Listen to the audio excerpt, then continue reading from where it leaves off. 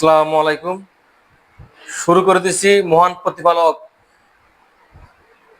মহান রব্বুল আলামিন আল্লাহ তাআলার নামে। মহানবী হযরত মুহাম্মদ সাল্লাল্লাহু আলাইহি সাল্লামের প্রিয় খাবার ছিলেন খেজুর।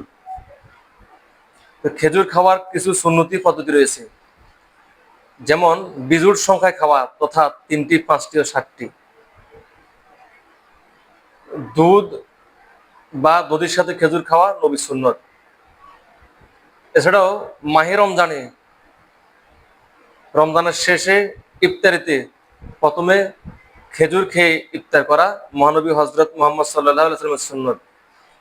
আজকে আমরা খেজুর খাওয়ার সুন্নতের নিয়ম সম্পর্কে জানতে পারলাম।